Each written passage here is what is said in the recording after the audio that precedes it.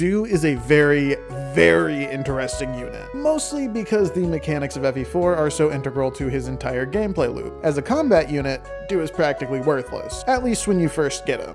Do's stat growths are actually good enough to where, with decent luck, he can actually become a viable combatant upon promotion, but most people are never going to actually put in that amount of effort to get him there for two main reasons. First off, you'd have to be insane to actually do it. Do starts out dealing 1 damage to enemies if he's lucky. He's a foot unit surrounded by horses in a game that, more so than the rest of the series, encourages fast gameplay. Combine that with the fact that he is squishier than pretty much everyone on the battlefield, and it becomes a tedious slog that actively punishes you for spending your time making him stronger. But secondly, and more importantly, he doesn't need to level up to be good, because thieves in FE4 get the steal skill, meaning that he will always have utility. Get him in, have him attack a ranged unit or an axe unit that can't hit him back, and then position around him. And he pays his own way through.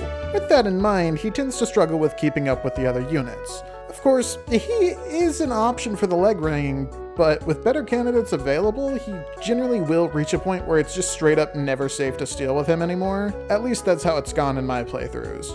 It's not to say that he's bad, just that using him requires a lot more meticulous attention that, in my opinion, would be better spent elsewhere.